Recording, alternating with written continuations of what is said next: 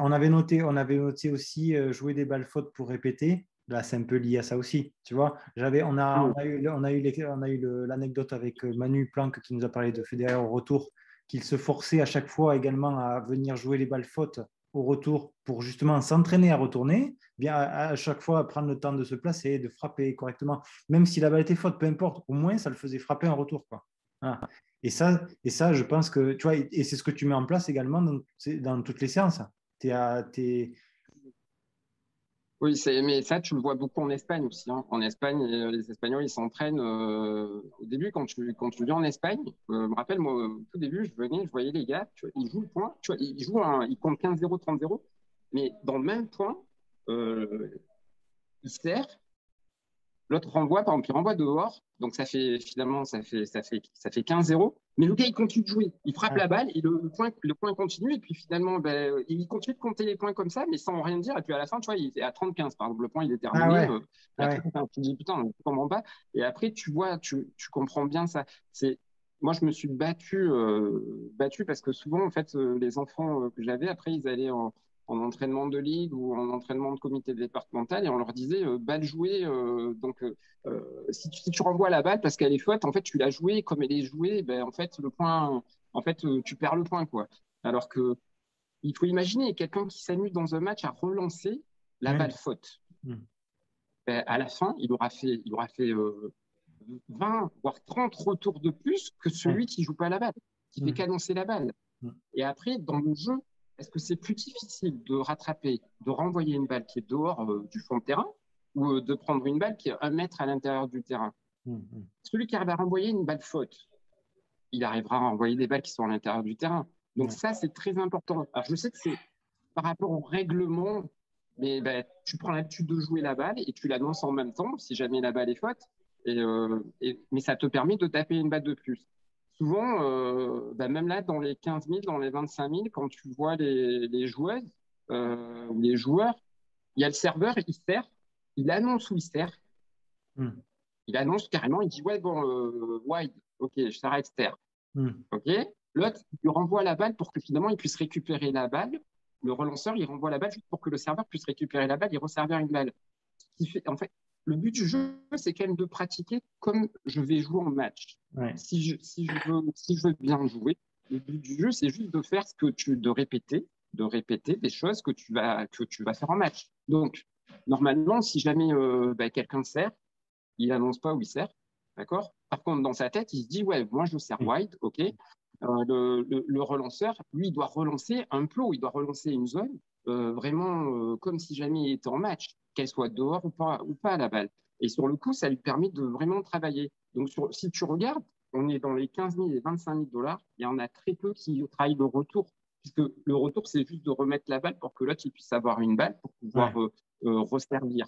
Et pourtant, on est quand même sur des gens, bah, c'est le service secondaire, mais on est sur des apprentis professionnels quand même.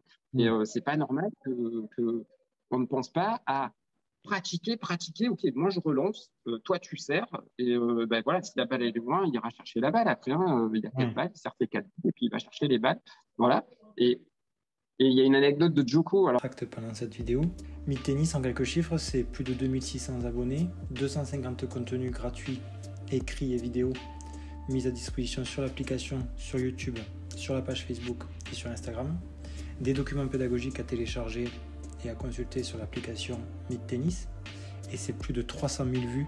Mythe Tennis, c'est aussi un groupe Facebook, communauté des enseignants Mythe Tennis, sur lequel vous pouvez échanger, partager, débattre. Mythe Tennis, c'est aussi une plateforme de formation en ligne dans laquelle vous allez pouvoir retrouver sur n'importe quel support, que ce soit sur ordinateur, sur tablette ou sur votre smartphone directement via l'application, si vous voulez que cette belle aventure continue. Donc je compte sur vous pour vous abonner sur les réseaux et donner un avis, expliciter les bienfaits qu'apporte Mythe Tennis dans votre vie d'enseignant.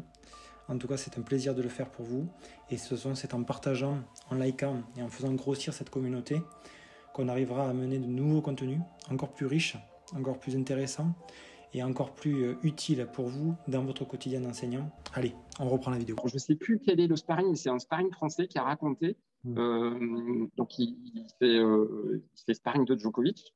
Et il commence à. Donc, Djoko veut trahir le retour. Donc, le sparring commence à dire ouais, je sers le thé. Et Djoko, il fait quoi? Et lui, il répète ouais, je sers le thé. Et Djoko, il fait pourquoi? Je crois que le lendemain, il devait jouer Ferrer. Il fait, tu crois que Ferrer, il va me dire c'est que je vais servir? C'est clair. C'est que je vais servir? Comme ça. Et en fait, il fait non, tu me dis rien, moi je relance. D'accord, voilà. Et c'est aussi l'incertitude dans le tennis, c'est très important. Bah oui. L'incertitude. Parce qu'on peut bien, tu m'envoies des balles au panier, super, je répète, parce que je sais ce qui va arriver. Après, s'il y a de l'incertitude, ça va complètement changer ma façon de m'organiser. Donc, c'est très important aussi de mettre de l'incertitude. On peut travailler, voilà, même quand on travaille par exemple au panier, quand tu travailles un truc dans la diagonale coup droit, de temps en temps, on t'envoie une balle sur le revers ou tu mets un amorti. Et voilà, c'est encore un challenge. Donc, ça permet de mettre du jeu, donc de s'amuser, parce qu'il y a quand même cette notion de plaisir. Donc, voilà, d'être moins rébarbatif, de mettre du challenge et de mettre du plaisir. Et en même temps, d'être dans la réalité du jeu qui est justement, il y a de l'incertitude. Quand l'autre il va servir en face de toi, tu ne sais pas où il va servir, ou tu vas le calculer par rapport à ce qui s'est passé avant, mais ça peut ne pas arriver là où tu avais prévu. Et en plus, ça engendre une augmentation de la concentration et de l'attention des joueurs parce qu'ils s'attendent d'un moment à l'autre d'avoir une surprise, tu vois.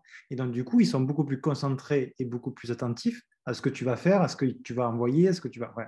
Voilà. Bon, c'est comme l'histoire de la balle tout à l'heure qui était trouvée.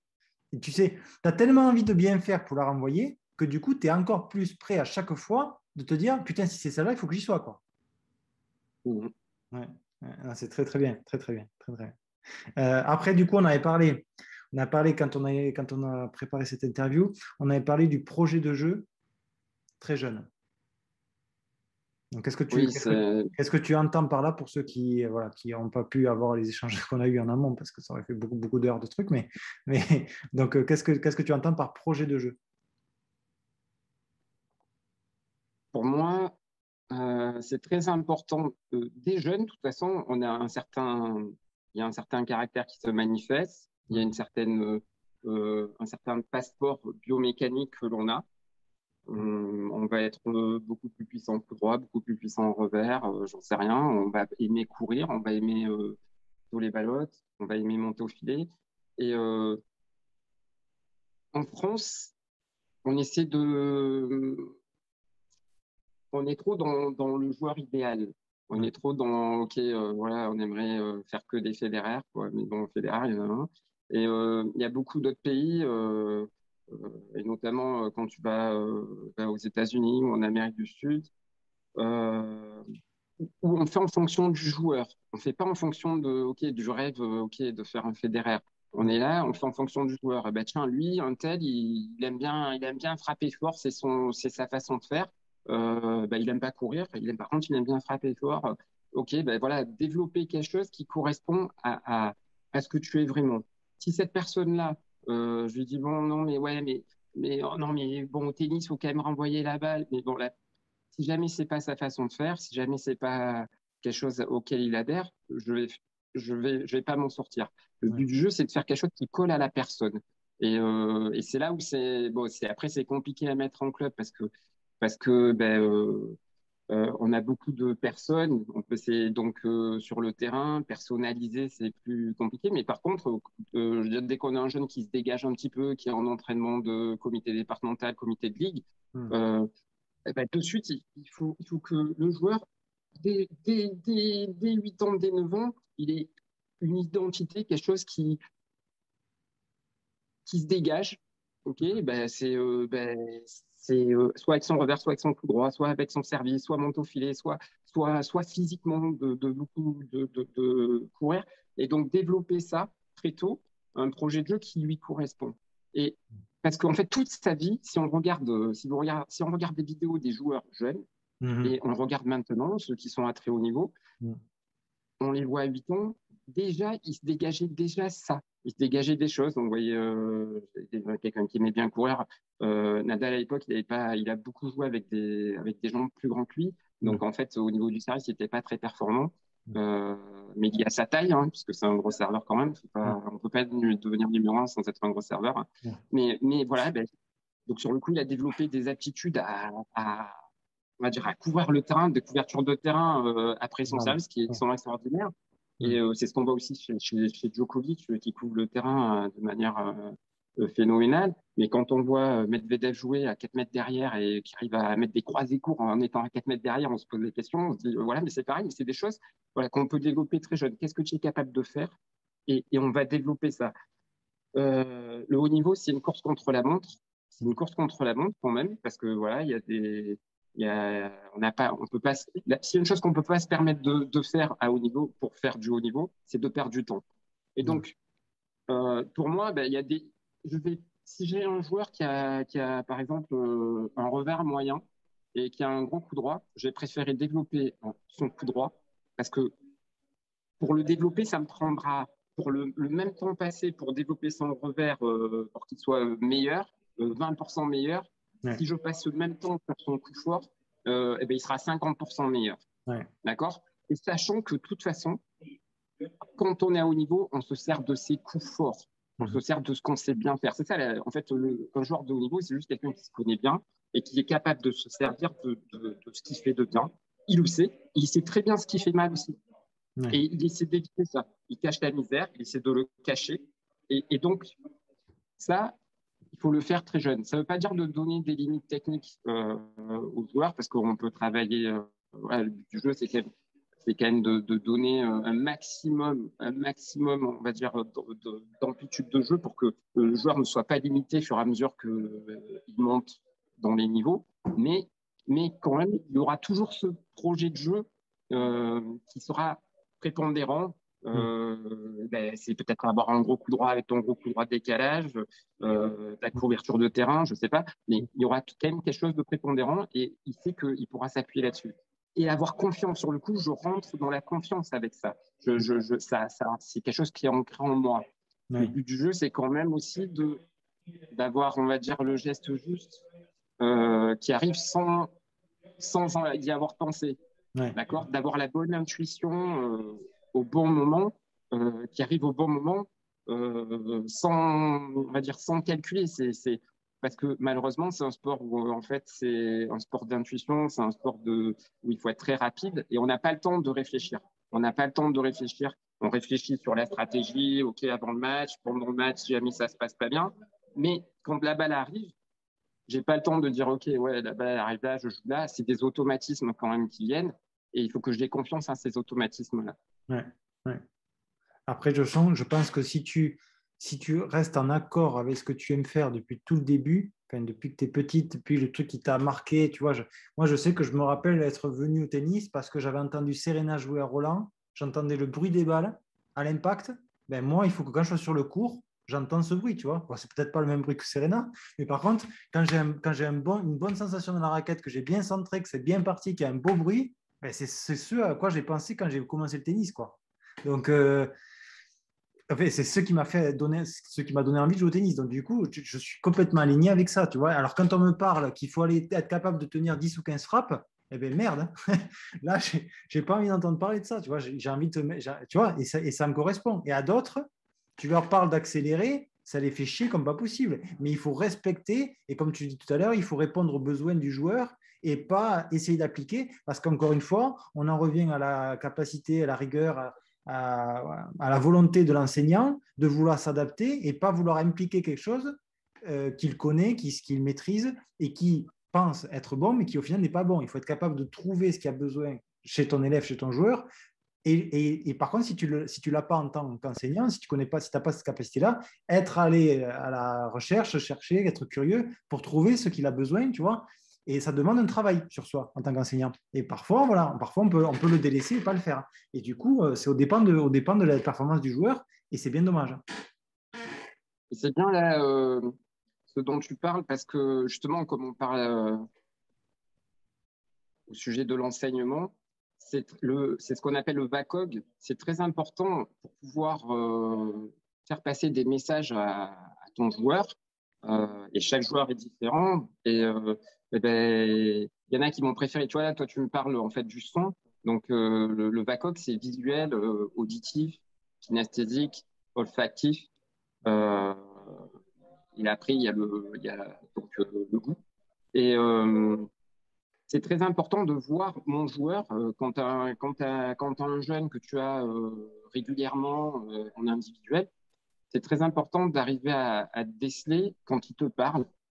Est-ce qu'il utilise des mots qui sont plutôt visuels? Ouais. Tu vois, par exemple, il va te dire t'as vu, tu vois, ou il va te dire tu sens. Parce que si toi, tu commences à lui parler, par exemple, si par exemple, toi, tu me dis, toi, c'est plutôt auditif, et que je commence à te parler, t'as vu ton coup droit, comment il est parti, tout ça, ben, toi, tu vas me dire non. En fait, tu vas Ouais. pas comprendre. Ouais. C'est ce qu'on voit aussi, d'ailleurs, dans les couples, hein, t'as vu combien je t'aime. Mais en fait, si la fille, elle est pas visuelle, tu peux lui Ouais. dire tout ça, non, ben non, elle voit pas. Non, non, je vois pas. Par contre, j'entends, mais je vois pas. Tu vois, en fait, je le sens, mais tu vois, en fait, c'est donc voilà, c'est un peu la façon de communiquer avec ton joueur. Mm. Elle dépend du joueur que tu as en face, et c'est dur en tant qu'enseignant parce que nous, toi, tu me parles que toi, t'es plutôt auditif, donc Mm. certainement que tu dois utiliser beaucoup on va dire, de facteurs auditifs dans ta communication. Mm. Et si tu le fais avec un visuel, le gars, en fait, ça va mal se passer. Mm. Donc, faut essayer de faire un peu attention à ça en tant qu'enseignant. Ben voilà, à qui j'ai affaire, est-ce qu'il me parle avec des mots et est-ce que sa façon de faire aussi, hein, après il y a ce qu'on fait en PNL, tu peux le Ouais. voir avec le mouvement des yeux, tout ça, mais tu peux avoir de sacrés résultats si jamais tu arrives à comprendre la personne que tu as en face de toi et comprendre son fonctionnement. Et d'ailleurs, c'est ça le coaching après, en fait, la Oui. différence entre Mm. enseignement club, où voilà, j'ai 6 adultes sur un terrain, ou 6 jeunes sur un terrain pendant 1 heure, et après, en fait, finalement, tu voyages avec 2 joueurs. Et ben voilà, tu peux plus personnaliser là-dessus et tu te rends compte que finalement, ça, tu peux le faire quand même en club. Parce qu'en club, à chaque semaine les mêmes joueurs 2 fois par semaine. Tu peux vite arriver à cerner le joueur. Bah, tiens, un tel il est comme ça, un tel il est comme Mm. ça. Et donc, la façon de parler à la personne, la façon de lui faire passer un message, elle sera complètement différente si c'est un visuel, si c'est un auditif, Ouais. si c'est un kinesthésique. Tu vois, tu vois, bon, moi, alors, maintenant, j'ai une étiquette de féminin, mais bon, je fais aussi des garçons, mais Terence Sedman, Wissam Abderrahman, c'est des juniors, mais chez les filles, il y a des filles, par exemple, tu veux leur montrer un truc, tu vas leur prendre la main, tout ça, elles vont pas aimer, parce qu'elles sont pas kinesthésiques, tu vois, elles veulent pas que tu les touches. Il y en a d'autres, et ben voilà, tu vas guider, et en fait, ça va leur plaire. Tu vois, en fait, et ça, sur le coup, tu vas braquer une personne parce que Oui. finalement, tu vois, tu vas lui montrer un truc et lui faire sentir un truc, sauf Mm. qu'elle, elle n'est pas là-dessus. Tu vois, tu lui aurais fait la même forme gestuelle en lui montrant. Finalement, avec les neurones miroirs, Ouais. elle aurait bien compris le truc. Et là, tu l'as braqué parce que finalement, tu n'as pas vu que la fille, c'est pas du tout une kinesthésique et que justement, ça lui fait pas un bon ressenti. Tu vois, tout ça, c'est important à mettre en place. Et, on peut trouver pas mal de trucs sur Internet là-dessus, tout ça. Ouais. Et c'est vraiment, tu peux avoir de bons résultats avec ton joueur grâce à ça. On a déjà abordé sur le site, on a déjà abordé ces thèmes-là sur la PNL. On avait fait un test de Ouais, tu me l'as fait personnalité. dire. On avait fait un test de personnalité aussi lors d'un live. J'avais fait venir un intervenant et on avait fait un test de personnalité chacun. Mais pareil, qu'on avait après, on est allé un peu plus loin du coup. On avait trouvé on va dire des profils, quatre grands profils, et on avait échangé justement sur les possibles exercices. Tu vois, par exemple, pour les curieux, vous irez chercher. C'était un live, ça s'appelait live test de personnalité. Et on avait parlé justement, tu vois, tu avais, on va dire, il y a 4 grands profils. Tu as celui qui est un peu tout feu, tout flamme. Tu as celui qui est un peu sensible, un peu réservé. Tu as celui qui est très cartésien. Et tu as celui tu vois, qui est fun. Voilà. Et du coup, moi, on avait pris l'exemple. Je disais, ben, on va donner une situation d'exercice, une situation au panier, facile, avec un objectif. Et là, du coup, quand tu parles au cartésien, tu ne vas pas lui dire, je veux que tu défonces le plot. Parce que lui, ça ne va pas lui parler. Par contre, si tu lui dis, je veux que tu mettes 7 fois la balle sur 10, bah, lui, c'est bon, lui, ça lui cause. Par contre, le mec qui est un peu tout feu, tout flamme, lui, pareil, tu lui dis, je suis sûr que tu n'es pas capable de le faire. Oh putain, là, ça va le motiver de dingue. Et à l'inverse, celui qui est un peu réservé, qui n'a pas trop confiance en lui, tout ça, si tu lui dis, je suis sûr que tu n'es pas capable de le faire, ben, ça va le tuer. Alors que si par contre, lui, tu lui dis, bon, je sais que tu es capable de le faire, je pense que enfin, j'ai confiance en toi, tu vas le réussir, là-dessus, tu l'as boosté. Et celui qui est un peu fun, tu lui dis, le plot là-bas, tu l'exploses 10 fois. Voilà. Et je l'ai dit 4 fois différemment, et pourtant, c'est la même situation. Voilà. Et là, comme tu le disais, on a communiqué en tenant compte des caractéristiques de chacun. Et moi, je pense, tu vois, ça serait quand on parle à l'époque, on parlait des tests de raquettes, des tests de balles et tout ça. Là, on parle de la galaxie, etc. Mais ces tests-là, pour savoir qui sont nos élèves, ben, je pense que ce serait le minimum dès que ça arrive. Ouais, c'est très bien. Ah ouais, ça, tu vois, et je pense que c'est fondamental de comprendre l'intérêt que ça a de savoir communiquer. Parce que si tu, de toute façon, c'est simple. Pour ceux qui nous écoutent, qui ne sont pas encore convaincus, si vous n'avez qu'un seul message, vous ne pouvez pas parler à tout le monde. Parce qu'un message, tu parles à personne, en fait. Voilà. Et être capable d'adapter son discours, tu peux avoir une bonne idée, la partager, très bien, mais par contre, il va falloir peut-être l'adapter et la dire différemment, c'est sûr même. Et du coup, grâce à ce dont on parle, on va pouvoir le transmettre et au moins toucher. Tu vois, moi, j'essayais. Alors au début, moi, quand j'appréhendais qu'il ne fallait pas que je le dise tout le temps de la même façon, donc je disais tous les trucs possibles. Donc c'était pas idéal parce que du coup, il y en avait qui pouvaient se perdre. Mais quand je débutais l'enseignement, je sais que je faisais ça. Je mettais toutes les possibilités. Donc je le disais, je le montrais, je l'écrivais, tout ça. Donc là, je me suis dit, au moins si je dis tout, il va y avoir quelque chose qui va percuter, tu vois. Mais Ah ouais. j'étais déjà sur le chemin, quoi. Mais voilà, et maintenant, c'est Ah ouais. maintenant, mais voilà, bon bref, mais du coup, super, super, super, super intéressant et euh, super important, je pense, pour nous enseignants, que ce soit pour le loisir comme pour le haut niveau. Là, c'est transversal à tout le monde. On avait noté deux autres choses dans les éléments essentiels. Après, tu en rajouteras si tu en vois encore. On avait parlé, donc l'avant-dernier, c'était approche holistique. Oui, alors après, l'approche holistique, c'est lié aussi peut-être à ma formation. C'est que, si tu veux, ben voilà, au départ, donc j'ai fait des études universitaires. Après, donc j'ai passé mon BE, que j'ai complété par beaucoup de formations, formation de préparateur mental, formation de préparateur physique. J'ai même fait, je suis certifié en hypnose PNL, Ouais. euh, certifié en fait. Sur les thérapies japonaises, l'homéothérapie. Euh, et je me suis aperçu que c'est beaucoup de l'Asie, ça, en fait. Hein, que c'est dans la formation du jeune joueur, attention, parce qu'après, à très haut niveau, c'est compliqué, mais dans la formation du jeune joueur, euh, c'est bien d'avoir une approche vraiment très holistique. Et on entend toujours des choses pro venant du haut niveau, et on a envie de les appliquer sur des très jeunes. Ouais. Euh, et je trouve ça complètement faux parce que euh, commencer à spécialiser, ok, avec un préparateur physique, un préparateur mental, tout ça à côté où il n'y a pas trop de communication parce que ça reste des jeunes et c'est pas Ouais. un team qui est du coup, il y a un team qui est derrière, ils sont tous les jours ensemble et le matin, le soir, ils se réunissent, ils disent voilà, on va faire ça, on va faire ci. Ok, on peut mettre, mais sur des jeunes, c'est pas.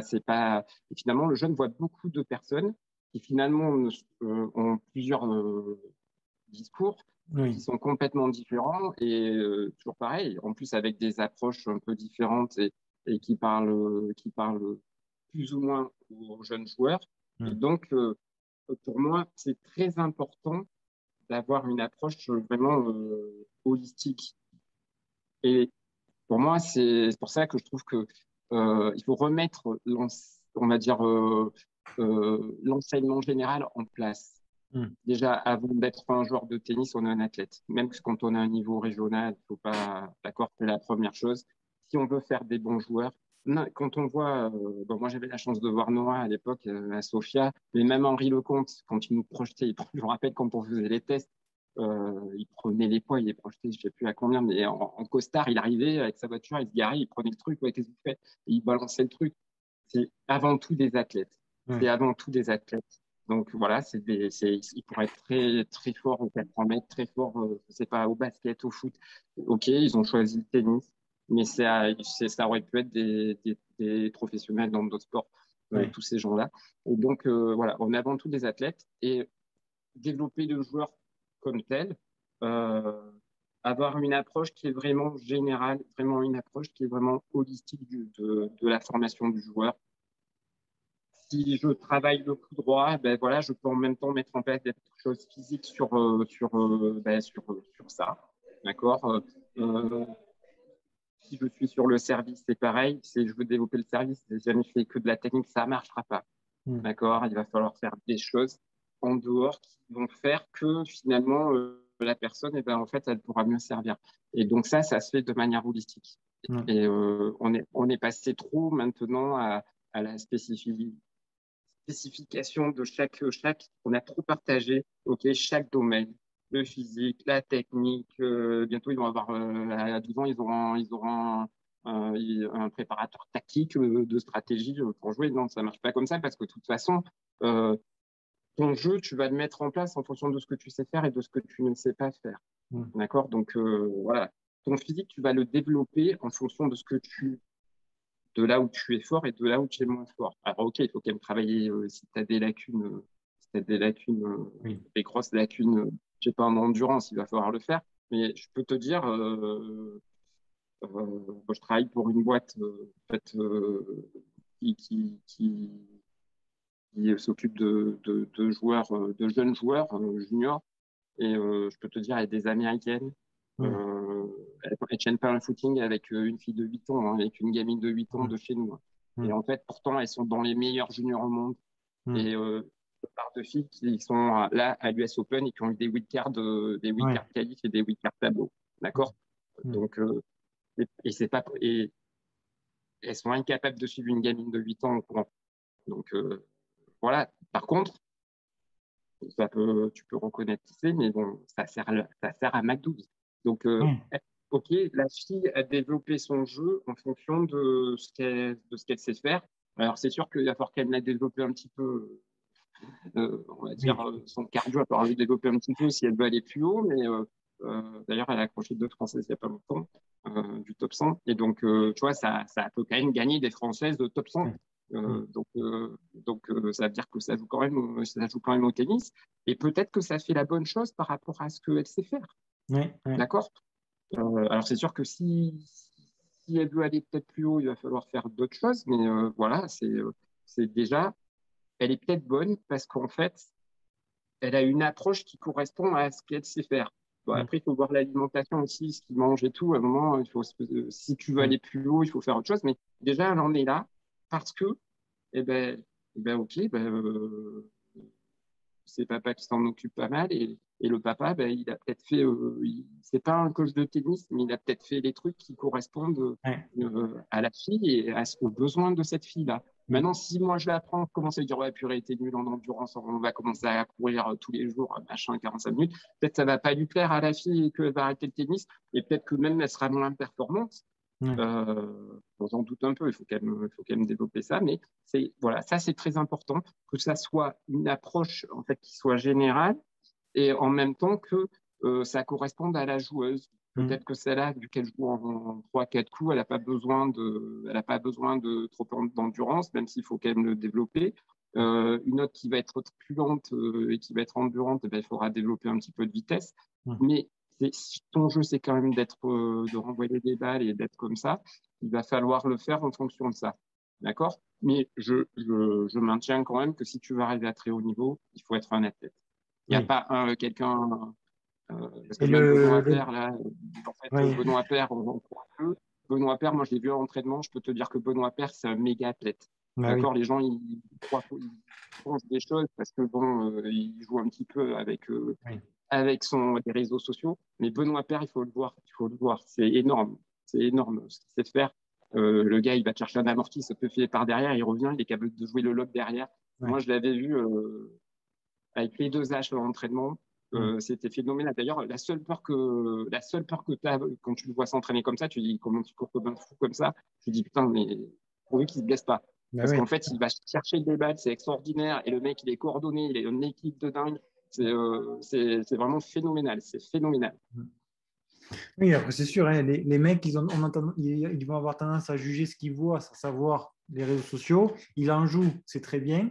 Là, il a montré de très belles choses. Bon, notre vidéo, elle sortira qu'en fin d'année, parce qu'il y a pas mal de monde qui va sortir avant, mais en tout cas, là, on parle avant US Open. Il a fait des trucs sympas là. Mais oui, il ne faut pas s'arrêter à ce qu'on voit là. Au contraire, et comme tu le dis, c'est des athlètes. Et c'était le dernier point qu'on avait noté ensemble, c'était ne pas se spécialiser trop tôt, être un athlète avant d'être un champion. Et on en avait parlé sur le site quand j'avais interviewé Hugo Gaston et son coach Marc Barbier. Marc, quand il était petit, Hugo, il y a fait faire des trimestres de sport différents. Tous les 3 mois, il changeait de sport. Et il passait de sport en sport, il se développait comme ça.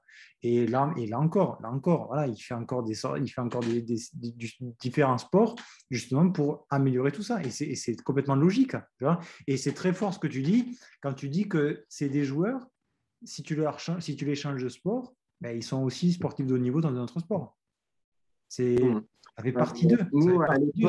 l'époque, nous, à l'époque, on obligeait, parce qu'au départ, on les prenait très petits, mais on obligeait jusqu'à 13 ans. Si tu venais chez nous, tu étais obligé de faire de la gym, c'était gym obligatoire garçon-fille, Ouais. et de l'athlé obligatoire. Hmm. En fait, c'était automatique parce que l'athlétisme, c'est déjà, en fait, le principal, c'est des éducatifs, Hmm. d'accord? Et la gymnastique, c'est très complet, c'est vraiment très, très complet. Il le faisait même en compétition. D'ailleurs, ma fille, sur le coup, a arrêté le tennis parce qu'elle était très bonne Imagine. en gym, et Ouais. donc ça lui plaisait beaucoup plus que le tennis. Alors que c'est très dur, hein. C'est vraiment, ça demande encore plus d'heures d'entraînement Hmm. que le tennis. Très jeune, en fait, c'est l'un des sports les plus précoces, hein. Donc, ça demande énormément d'heures d'entraînement.